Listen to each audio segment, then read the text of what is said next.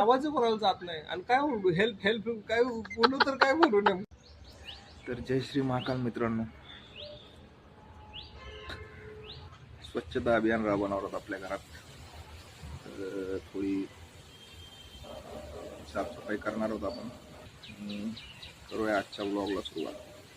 तर या चहा प्यायला. सगळ्यात पहिल्यांदा आपण पाईप गुंडाळून घेतलेला आज, आणि पाईप गुंडाळून झाल्यानंतर परत हा जो बॉक्स होता लाकडाचा त्याला उचलला आणि साईडला नेऊन ठेवला. नंतर झोक्यावरचं सामान काढलं, जे लागणारे वस्तू आहेत ते वेगळ्या केल्या आणि जे कचरा आहे तो वेगळा करून ठेवून दिला. त्याच्यानंतर थोड्या वेळात मग आपल्याला लक्षात आलं की आपल्या नारळाचे नारळ पडलेले ते सोलून ठेवले. सोलून ठेवून होस्तोवर तेवढ्यात आपल्याला मम्मी म्हणे नाश्ता करून घे. मग काय आपण नाश्ता करून घेतला. जोरो बसलेला होता समोर. दादा आला आणि तो सांगायला लागला त्याच्या नारळाच्या झाडावरची स्टोरी. पण जोर टाकल्यावर वर चढलो आणि कटकने आवाज आला. पण वर पोचलो तर त्याच्या आता खाली कसं यायचं परत अडकलो ना बाबू. आवाज कोणाला जात नाही आणि काय बोलू हेल्प हेल्प काय बोलू तर काय बोलू नेमकं मी. गप्पा गोष्टी झाल्यानंतर परत कामाला लागलो. टेबल उचलून ठेवला साईडला. म्हणलं आता झोक्याची साफसफाई करून घ्यावं. जाळ्या काढल्या.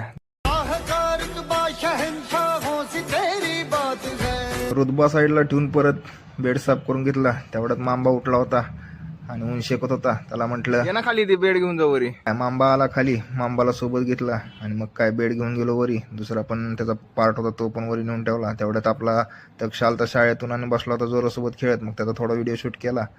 दाद्या आला. दाद्या बोर चालू करून पाणी मारत होता. त्याला म्हटलं थांबावा मी घेतो म्हणलं साफ करून आता.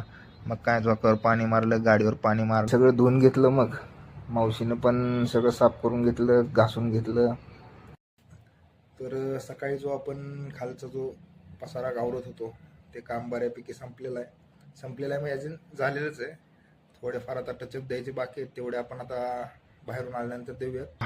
वेळ आलेली आहे बिफोर आफ्टर दाखवण्याची. तर चला बघूयात मग. तर फायनल रिझल्ट असा आलेला आहे. सांगा नक्कीच कमेंट करून कसं वाटतंय ते.